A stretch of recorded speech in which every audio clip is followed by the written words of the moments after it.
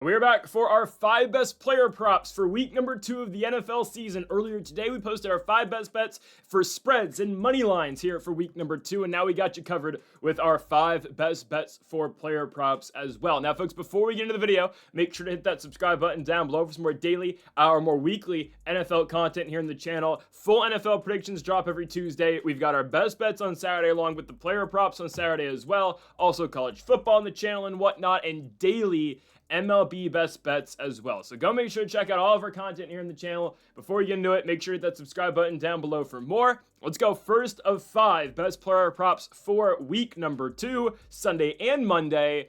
We first have Joe Flacco. He's still elite, right? You know, Flacco's elite in 2025. Okay, I don't know if I want to say all that. But Flacco at 40 years of age is still a very productive NFL quarterback, okay? Week number 1 for Joe Flacco in a game in which the Browns struggled to really run the football. And that's going to be a theme for Cleveland, I think, this entire season.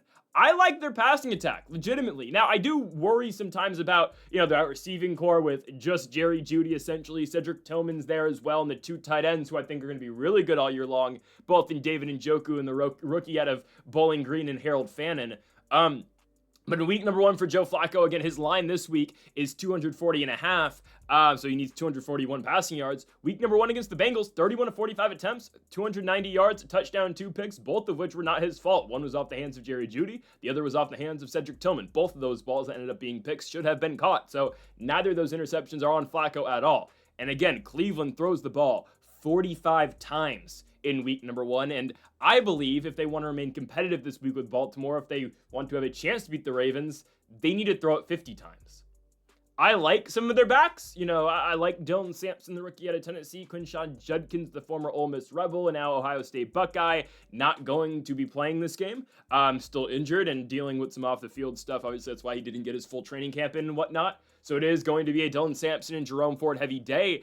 What I get out of that is I don't really know if the Browns are going to be able to run the football at all against Baltimore. I think, I'm not going to say, oh, well, look at the success Josh Allen had throwing the ball against the Ravens. Maybe Joe Flacco is able to have the same. I'm not entirely going to say that, obviously, because, a 40-year-old Joe Flacco is a much different player than prime MVP Josh Allen in 2025. But what I do know out of Joe Flacco is that he's still going to sling it, right? Flacco's going to still go in there. He's going to work the ball downfield, and that's really what I believe the Browns are going to have to do this game. Now, there's 2 ways this can go. This is a competitive game, and the Browns, again, are firing their best shots at Baltimore all game long. That means they're going to have to throw, okay?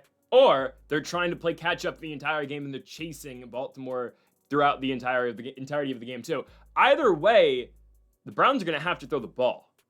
They're going to have to, because there's not going to be a situation where, Cleveland's up big, and then, here comes their rushing attack. No, okay? That's not going to happen. Even if the Browns are winning, which I highly doubt they are, or at least they're going to, I highly doubt that they're going to be in control of the game and, dictating, okay, we're going to start chewing clock and whatnot. I don't think they're going to get to that spot. But even if they are ahead, I mean, they're going to put they're going to keep the foot on the gas. I believe they're going to have to keep throwing the ball, because what else do the Browns have offensively is the question. They don't, I mean, Flacco at 40 years of age, this is just what he does. He slings it. Doesn't really give a damn if he throws the pick or not. And again, I'm not telling you he's reckless with the football, but what Flacco is set out to do with the Browns in 2024 or 2025 is just, all right, pick up the ball 40 times and throw it every game, which is a lot from a 40-year-old quarterback, but it's something that Joe Flacco's been prepared for. As he's gotten older, Joe Flacco has been more of just a, slinger-type quarterback where he's just going to come out there and throw as many times as they need him to. Guys, when the Browns were at their best with Joe Flacco in 2023 when they made the playoffs, Flacco was averaging 41 attempts a game. The same thing should happen when he's back here. Obviously, last year at Indianapolis was a little bit different because, you go from a starting quarterback in Anthony Richardson to Joe Flacco. I mean, completely different, right? You're trying to pound the rock with AR, work the option, give the ball to JT, and then you get Joe Flacco, and, well, here he is. He's going to move the ball downfield, Josh Downs, with Michael Pittman, with Alec Pierce.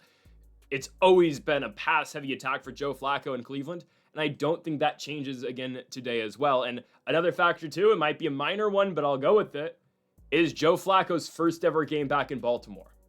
He has not put on that Ravens uniform since 2018 in the wild card round when they obviously went with Lamar Jackson instead of Flacco when they played I believe they were in Los Angeles still. Yeah, they were in Los Angeles, then the Los Angeles Chargers at M&T Bank. Joe Flacco has not been back in that stadium since he was essentially benched for Lamar. And don't forget, fans during that wild card game, Lamar played really poorly in his first ever playoff game. They were cheering for Flacco. But obviously, right, I'm not saying the Ravens should have kept Flacco for Lamar. Obviously not. Lamar is the second best quarterback in the league.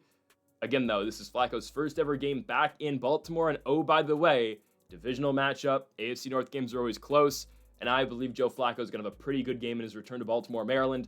Over 240 and a half passing yards for Joe Flacco, 241 or more. He will get it done. Give me elite Joe Flacco to go over his line this weekend. Next up, we go to our second best player prop, Tyreek Hill. This goes hand in hand with one of my money line plays tomorrow, and that, of course, is Dolphins money line at home at Hard Rock against the New England Patriots. I believe they are going to make an emphasis out of getting the football to Tyreek Hill this week. Because why wouldn't you? All this frustration, all of the talk, Tyreek's not a captain. He's listed as the second receiver on the depth chart. He wants to get traded still, and he's still around. They are going to make an emphasis at getting Tyreek Hill the football this week. I believe the Dolphins are going to win the game outright. Right? I think they're going to be able to go out there and beat the Patriots. New England has not gone to Miami in one since 2018. That's the one game Antonio Brown played as a member of the Patriots. They haven't won in Miami since Brady left, right? It's just the Patriots have always struggled down there in South Beach. If the Dolphins are going to win this football game, though, it's going to be because of Tyreek Hill and because of what the offense is going to be able to do. All right? A lot has been put on Tua Tagovailoa. A lot's been put on, McDaniel and whatnot. I get that. I believe, again, they're going to win this football game, as we went over earlier today, and Tyreek Hill is going to be a big reason to that. I don't think New England's going to be able to effectively shut down Hill. I don't know. In the games Tyreek played against New England last year, he went 1-1 on this line, right? The one game played in New England, Tyreek Hill had 6 catches on 10 targets for 70 yards, and the one game in Miami, in which, right, the Dolphins win, Tyreek only had 5 catches for 48 yards. But with everything that is being talked about right now with the Miami Dolphins, and Tyreek Hill, of course, is at the center of that attention, and sure, there's some off-the-field issues as well that obviously I won't get into, but you would have to think they're going to try to get Tyreek Hill the football this week. You have to think, again, when Tua is struggling in the pocket. Tua obviously threw some bad interceptions last week at Lucas Oil against the Indianapolis Colts. He's going to look for his main guy, and that main guy is Tyreek. Don't forget, too, there is no starting tight end right now for the Miami Dolphins, at least active. Jonnu Smith was a big part of what Miami did last year. He's on the Pittsburgh Steelers now. Their starting tight end this year, they lured out of retirement from the New York Football Giants. They traded for Darren Waller. Darren Waller is still out in week number 2. I mean, I feel like the ball has to go to Tyreek, and a lot has been made of the fact that Hill hasn't caught a ball over 20 yards in the air, 15 yards in the air. A lot of in the last year, a lot of what the Dolphins have got Tyreek on have been quick out routes, get him the ball on a smoke screen essentially, and let him run, or a zero route and let him run. I have to think they're going to take a shot with Tyreek this week just so they can disprove that narrative and get people to stop talking about it. I don't know how great Tyreek Hill still is in 2025 at 31 years of age. Obviously, in 2023, he was ranked the best player in football. He had the best year of his career. And you go into 2024, had a good week 1 against the Jaguars, and really did not turn out after. Did not have a good year at all, right? The worst year of his career, you can say, since, he really officially broke in. Tyreek had 959 yards last season. Week 1, right, against the Colts, 4 catches for 40 yards, 6 targets as a whole. The Dolphins need to get the ball to Tyreek more if they're going to win the football game. And I do believe they're going to win. And again, my belief in this game, where, let's just be honest, everyone's in the hot seat. Tua, I know he got paid. He's in the hot seat, guys. He is. McDaniels on the hot seat as well. I know, again, they like him, I think, in Miami. If you start 0-2, and then, oh, by the way, who do you play on Thursday Night Football? On the road? Right, you go to Buffalo. You go to Orchard Park to play the Bills. You can almost immediately chalk that game up next week as a loss. You have to beat the New England Patriots this week in Miami. I think, again, they will, and I believe a big reason to that is going to be Tyreek Hill and the fact that they should be able to get the ball to Tyreek Hill downfield. Tyreek should be able to beat a lot of what New England's offering up defensively. He did it once last year, and I think this will be a big Tyreek Hill game. How does the rest of the season go for Hill and the Dolphins? I don't know. I do not know. But I believe this is going to be the game where they try to, right that narrative wrong. I think he's going to do fairly well, and I hope Tua, goes back to his old ways of, screw it, Tyreek down there somewhere, for as much as the Dolphins have put stock into Tua Tagovailoa, for as much as they have said he's their guy, and obviously he is, I like Zach Wilson. Zach Wilson's probably nowhere close to starting right now. Tua needs something right now. He does. He needs something to go his way. And if he's in need of a big game, obviously, and a lot of pressure is coming down on him right now, Tyreek Hill is going to be the guy, in my opinion, that's going to get him out of a lot of trouble. You have to go to him, right? I know you have Jalen Waddle as well, but Tyreek is your guy in Miami, and I believe he's going to come through. I'm going Tyreek Hill, or I think Tua is going to come through. Tyreek Hill over 64.5 passing yards at home, receiving yards, at home, at the Hard Rock against the New England Patriots. We move on now to our third best bet of the video. We move to the afternoon slate of games, and we go to State Farm Stadium in Glendale, Arizona, between the Arizona Cardinals and the Carolina Panthers. I'm going under on passing yards for Bryce Young. 203.5 passing yards for Bryce Young as the line this week. I don't believe he gets there. I don't think he does. Last week in week number 1 for Bryce Young, 18 for 35 passing for 154 yards and 2 interceptions against the Jacksonville Jaguars. Now, early part of last year in 2024 was absolutely brutal for Bryce Young, right? He gets benched for Andy Dalton. There's a big, essentially, campaign to make Andy Dalton the starting quarterback, right? I mean, Dalton had his week in Las Vegas where he was great, and you're thinking, okay, Bryce Young's career is essentially done in the NFL. He comes back, gets the starting job after Dalton actually got injured. I think that gets lost in a lot of this. Dalton was the starter. He got hurt, so they had to go back to Bryce Young, and Bryce Young gets his one opportunity to become the starting quarterback again, and he wins it. Bryce Young has, ever since, has been the starting quarterback for the Carolina Panthers. Week 1 was basically an entire step back in the progress and the progression of Bryce Young as the starting quarterback in the NFL. I'm not telling you he's back to square one. I'm not telling you he's back to the horrors of, early season 2024 and hell, even, 2023 as well as rookie campaign. I'm not telling you he's back to that, but my goodness, he looked horrible in the Jacksonville game. There's one moment that stands out to me, and the entire game wasn't great. And you can talk about, the video that a fan captured of Bryce Young looking at the Jumbotron of which hat is the ball in game. That's neither here or there. It's the play where Bryce Young on 4th and goal, they're down by, 17 or 10? I think it's 17 points. It's the end of the game, but still, you're down big on a 4th and goal. You had nothing to lose in the 4th quarter. And instead of trying to force something in there in the end zone, Young is being, pressured out the pocket. He throws it out the back of the end zone. I mean, it's little stuff like that with Bryce Young that make it hard for me to believe in the guy. I hope nothing but the best for Bryce Young. I hope he continues to be a starting quarterback in the National Football League. Now, can the Carolina Panthers win with Bryce Young as a starting quarterback? I don't know, right? I mean, you went out and you got him not all the help that he could need. I mean, I am not sold on that receiving core past Ted McMillan, and that's why I thought it was a little bit of a weird move for them to trade Adam Thielen. I mean, bringing Thielen back to Minnesota, and I don't know what Thielen's role is going to be now with, Jalen Naylor and obviously, Jordan Addison coming back in a couple weeks, regardless of someone who has Thielen in fantasy. That kind of pissed me off because I was expecting him to be the number 2 all year long for Bryce Young in Carolina because Bryce Young absolutely loved throwing the ball to Adam Thielen. But you take away one of his main targets, right? Ted McMillan is a great receiver, great product out of Arizona, obviously. 1st-round draft pick, top 10 draft pick. The problem with that is, though, there's no familiarity with Bryce Young and Ted McMillan. He just got here. Adam Thielen's been his number 1 guy for the last 2 seasons. And you take that away from him now. And that's a factor, man. It's a factor. So the line is 203 passing yards this week. I believe the under is going to hit. I think Bryce Young's going to struggle a lot against the Cardinals this week. I think so. I think the Cardinals win the game. I think Carolina's going to be able to keep it a little bit close just because I'm not too sold on what the Arizona Cardinals have offensively. They only scored 20 points last week against the lowly New Orleans Saints on the road. And yeah, Spencer Rattler did have 214 yards last week against the Cardinals, so he did clear this line.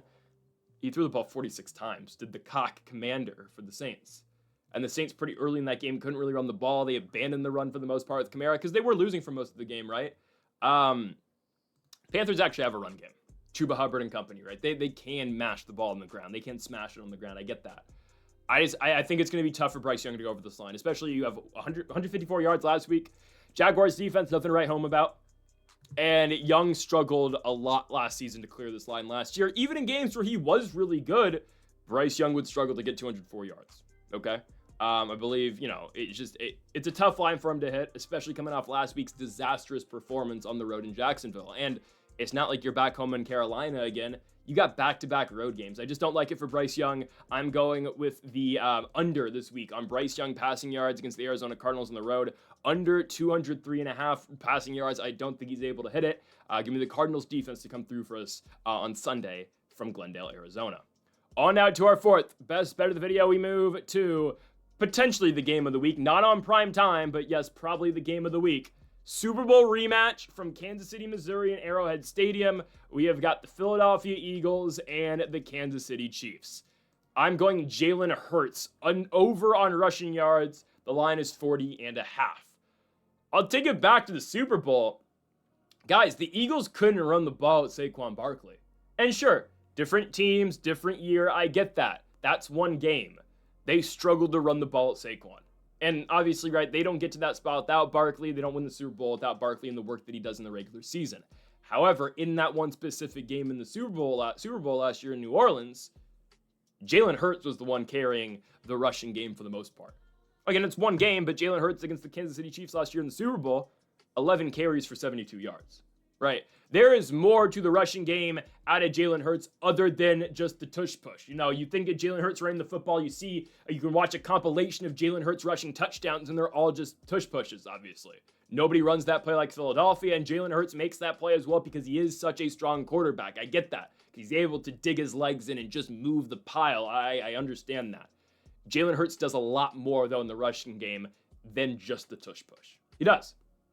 Every potential passing play is a run potential for Jalen Hurts. Look at week number 1, right? Hurts has that big rushing touchdown early. I believe it was like a 9-yard scramble into the end zone. Hurts last week against the Cowboys on opening night, 152 passing yards.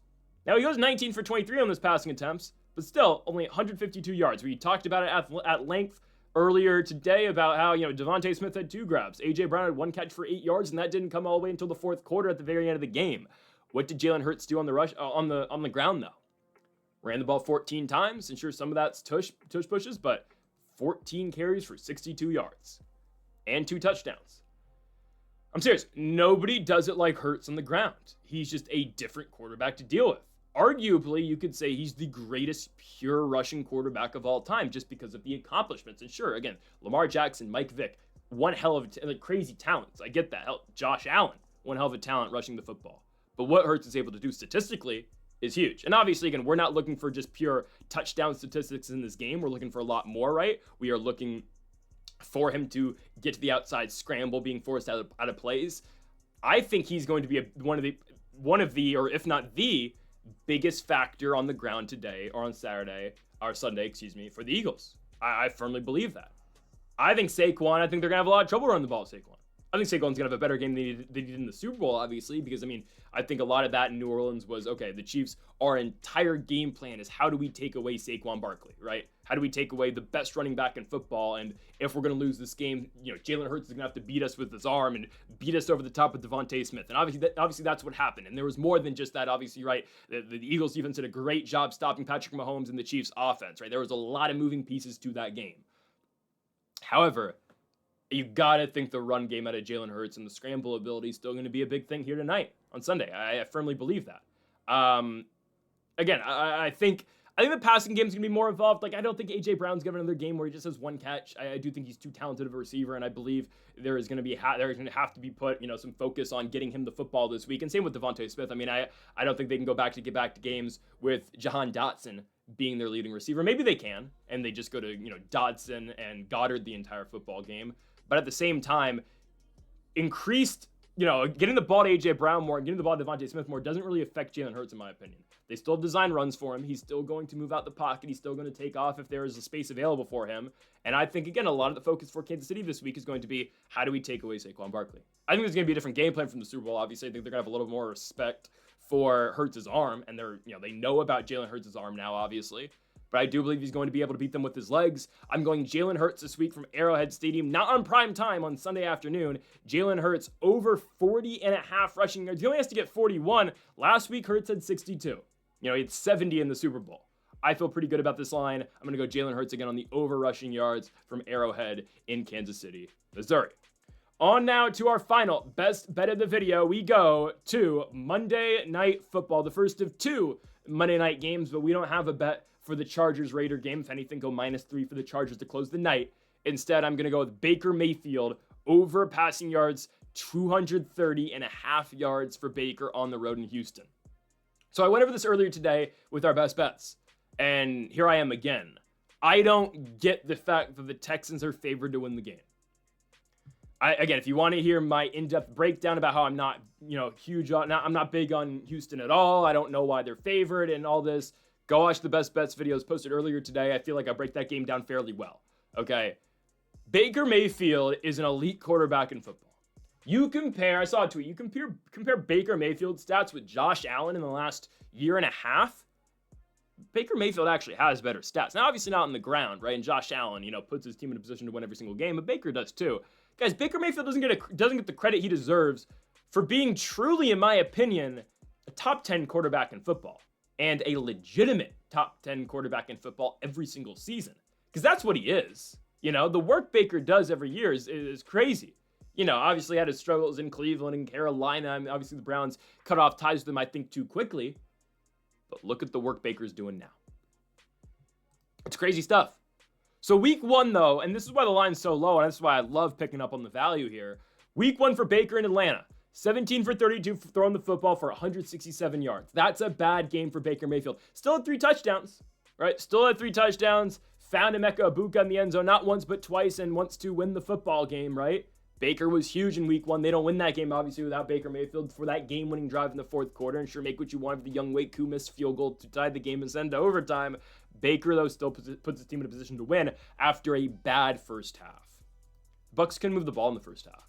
They took advantage of some great defensive play and whatnot, and great special teams play to put themselves in a lot of good positions. But yeah, no, they struggled to throw the ball in the first half. They did. Baker had like 40 yards at the end of the first half. Second half, he really came on. And look at last week between the Rams and the Houston Texans. Matthew Stafford, a lot's being made of how bad Stafford's looking, how he looks washed. And sure, I guess you can say that. Matthew Stafford last week, 21 of 29 passing for 240 yards. I don't believe in the Houston secondary that much. They've got good guys, don't get me wrong. Derek Stingley's one of the main guys in the secondary. There's solid players out there. You're going to match up against this Bucs offense, which I believe is top 5 in football this season. Guys, Tampa has been consistently one of the best teams in football, year in and year out. Since Tom Brady signed here, the Buccaneers have done nothing but go to the playoffs. They've been in the playoffs every year for the last 5 years. And again, is that the Tom Brady winning mindset? Is it the winning mentality? Is it the championship mentality? Is that Baker Mayfield taking over that winning mindset and always putting the team in a position to win? I don't know. It's the franchise believes they can win. And they have a quarterback who, again, Baker said himself, he can't beat Tom Brady. But you can come in and try to put your team in a position to win and be Baker Mayfield. And be Baker Mayfield in a system that actually trusts in him and lets him air out the football. So that's what they're going to do to the Houston Texans this week. The Buccaneers are going to beat the Texans. And a big reason to why they're going to beat the Texans is because of what they're able to do in the pass game. Okay? If you thought Stafford is washed and is horrible, I'm not going to say that. But if you think that, he still went over this line last week in a competitive football game. I think this game's going to be competitive, even though I wonder how the Texans are going to be able to move the ball. I'm not big on C.J. Stroud, and obviously we know Nick Chubb's not going to be a factor in the run game against Vita Vea and this Tampa Bay defense. He's not going to be a factor. But the pass game at the Buccaneers is going to win him the football game. It's going to be competitive, and that's just going to force Tampa to throw the ball even more, right? Mike Evans, Emeka Egbuka, you still get Bucky Irving out the backfield. They throw those dump-off screens at times through Rashad White as well. And they don't have Chris Godwin this week. Godwin this morning was ruled out. He will probably be back next week against the New York Jets. The team's going to get only better when Godwin comes back. But Emeka and Mike Evans alone should be enough for Baker Mayfield to go over this line. I'm not too sold on the Texans defense. Oh, the Rams only scored 14 points. Guys, I like the Rams. I think they're winning the division. The best offense, though, they might be the best offense in the NFC. Truthfully, the Buccaneers. Eagles, Lions, Packers, Rams, the Bucs are right there.